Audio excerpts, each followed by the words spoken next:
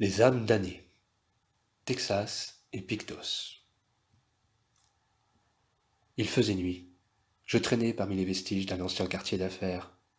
Il n'y avait plus d'éclairage public, ni d'eau courante. Les rares personnes encore présentes erraient l'air abattu. Après plusieurs échecs, Pictos me pressait d'exécuter ma part du contrat, sans quoi je ne pourrais avoir accès à son pouvoir. Elle m'avait prodigué quelques conseils. Une de ses phrases tournait en rond dans mon esprit. Il faut que tu te détaches de ton humanité. Désormais, tu as franchi l'autre côté de la barrière. Je voyais à quoi elle voulait faire allusion. Pour autant, devenir un fossoyeur d'âme requiert une certaine maturité dans le cynisme et une absence définitive d'empathie envers autrui. Pour le moment, j'en étais incapable. Il y avait bien en moi cette animosité, cette rancœur, ce dégoût et cette amertume pour tout ce que j'avais subi en Europe, tout ce que j'avais vécu et perdu. Mais je ne pouvais me résoudre à ajouter au malheur des gens que je croisais le sentiment qu'ils ne connaîtraient jamais plus le réconfort de se sentir compris et respecté. Mais je n'avais pas le choix, ou plutôt je ne l'avais plus. Au détour d'un carrefour, j'aperçus une ombre se faufiler entre des voitures. Cette fois-ci serait la bonne. Détermination et concentration. Je me précipita dans la direction de l'ombre et eus l'idée de simuler un appel à l'aide. Mes sollicitations restaient sans effet. Je poursuivais ma cible entre les décombres et m'arrêta net devant une scène quelque peu singulière. Un halo lumineux, aux teintes rougeoyantes, campait le milieu d'une place. Plusieurs personnes, presque une dizaine, se réchauffaient autour. Malgré l'obscurité, je pouvais deviner une fumée épaisse s'échapper du brasier. Au-delà de l'état dans lequel se trouvait le monde, je sentais que quelque chose n'allait pas. Comme si j'assistais à une scène déjà vue, un sentiment bizarre. L'ombre que je poursuivais se révéla sous la lumière du halo. C'était une petite fille, une gamine, 10 ou 12 ans, guère plus.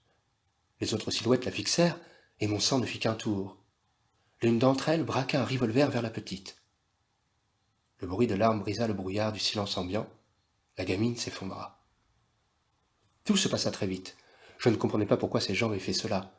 Et dire que je rechignais à semer une idée morbide dans la tête de personnes que je ne connaissais pas, tandis que d'autres abattaient une petite fille de sang-froid.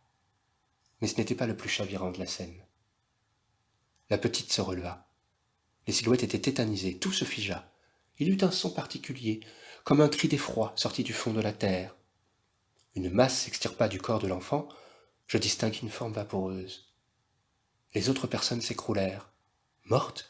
Tuée sur le coup? Comment? Par quoi? Je ne savais pas. J'étais trop loin pour m'assurer que tout cela n'était pas une illusion ou un tour que me jouait mon esprit. Pour finir en beauté, la gamine se tourna vers moi. Je ne voyais pas son visage. Je sentais qu'elle me souriait. Elle fuya dans l'obscurité. Je pris le temps de m'asseoir. Je me repassai la scène que je venais de voir. Beaucoup de questions se bousculaient et aucune réponse satisfaisante ne venait. Enfin, pour dire vrai, une chose m'avait effleuré l'esprit. Et si cette gamine était comme moi? Peut-être avait-elle passé un contrat avec une divinité? Peut-être était-ce pour cela qu'elle s'était relevée, pour cela que j'avais deviné son sourire. Mais alors, quel type de contrat avait-elle ratifié pour qu'une telle situation puisse se produire? Je décidai d'aller voir les corps de plus près. Je ne savais pas vraiment quoi chercher, ni quels détails auraient pu confirmer tout cela. Toutes les personnes étaient bel et bien mortes. Aucune trace de sang, de choc ou de contusion n'était visible sur les corps inanimés. Peut-être était-elle inconsciente? Aucun pouls non plus.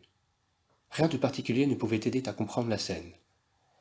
Je pris le temps de fouiller les morts et tomba sur un paquet de cigarettes.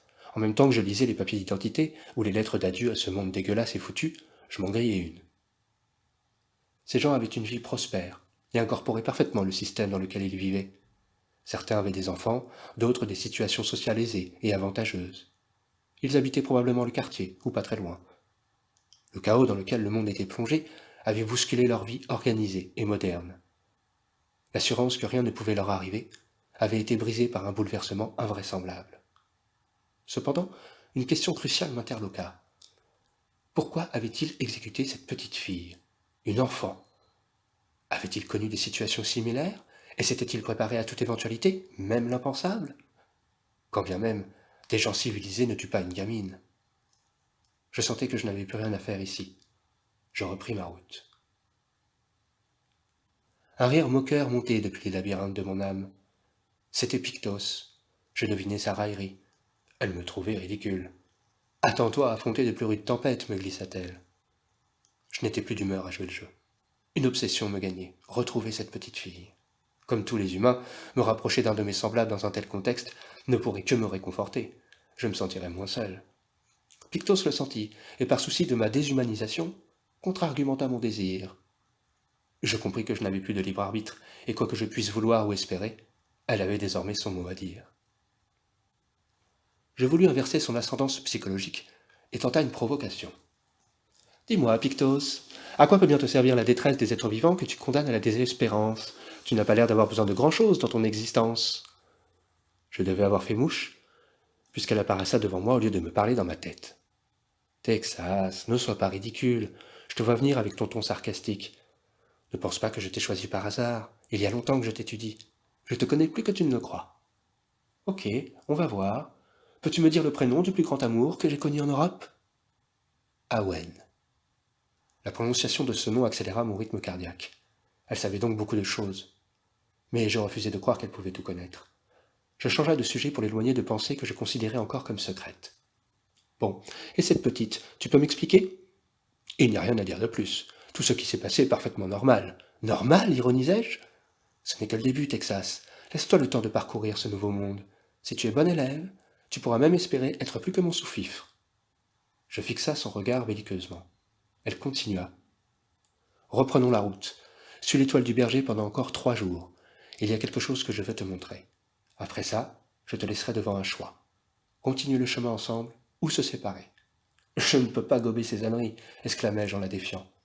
Je suis sérieuse. Je te fais la promesse qu'une fois que tu auras vu ce que je veux te montrer, tu seras libre de choisir de rester avec moi ou de partir. Son air grave créditait ses paroles. Je répondis. Si tout cela est vrai, tu auras mon respect, malgré que je te sois déjà reconnaissant de m'avoir sauvé des pandémies.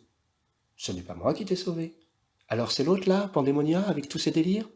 Non, c'est quelque chose que tu as en toi et que tu vas découvrir.